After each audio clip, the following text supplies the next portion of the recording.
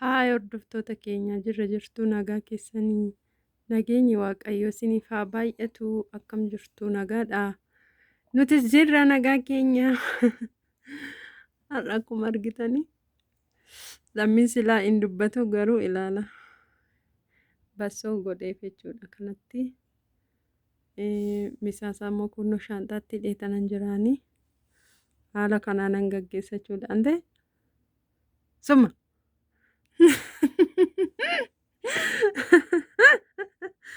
Kana maalan godha jiru duudaa waa kanatti fuudhe. Duudaaf duudaa miti amma hojii galuuf jira jechuudha. Ganama amma sa'aatii 12 jechuudha. Ganama jechuudha. 12 iyyuu hin guunne seeraan. Amma kaanee akkasitti si dabalu bassoo.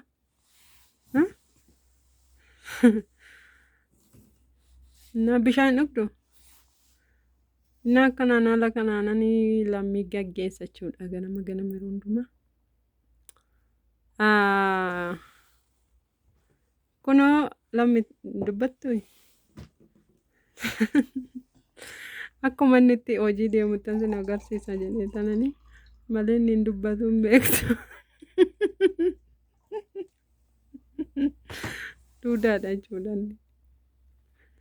Innaan kun akkasitti nan lammii gaggeessaa ganama ka'een misaas nanidhaa fi qursiis nanidhaa fi jechuudha. Akkanatti deemaa jechuudha hojii. Amma bariidha jechuudha. Innaan kun kana fakkaata akkasitti jaarsa koo ganama ka'ee hojiitti gaggeessa jechuudha.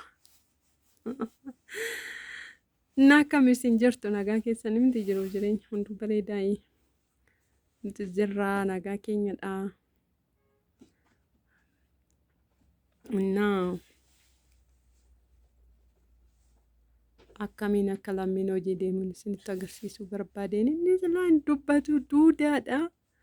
Haala kanaanii akkanattiin ganama barii ka'ee tanan kun yuutuubiin afaan hojjedhu innaan didhaane garuu ganama barii ka'een qursiidhee fi misaa hidhee fi akkanatti faana dadhabachuudha.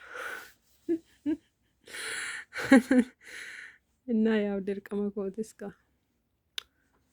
Innaa caammaa kee garasitti xaragadhu iddoo baambaatti.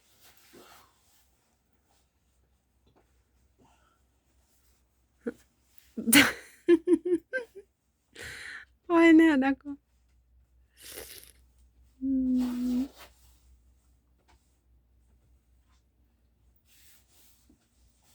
Deeme jechuudha bakka lammiini.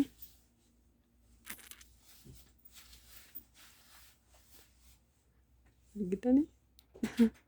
Ciao. Har'a manatti baasa. Alli garuu baay'ee dukkanadha waaqa argaa. Alli baay'ee dukkana jechuudha laala. Alalaala waan fakkaatu lammiin balbala dhaabbatee jira. Har'a qo'i xiqqoo siifaayiif waan ta'e waggeeta. Ijoo akkuma biyya Arabaati jechuudha biyyi kun lamma sa'aatii 12 garuu laala akkatti dukkana. Laala. Waan fakkaatu sa'aatii 12 allee. Akkasitti kun lammiin deemee yeroo mul'atu. Argitanii maabiraatiin balbalarra jira. Argaa kun baay'ee dukkanaa jechuudha. Ani caammaa xaragataa jira. Yeroo laala biyya keenyatti amma sa'aatiin akkasitti dukkanaa jechuudha. Sa'aatii 12 hin beeku maaliif akkas dur sa'aatii 12 inifa miti lafti amma garuu inifu waansa. Jijjiiramee jira jechuudha waaqnis dhugaa waaqa. Akkanan isiniin jedhaa.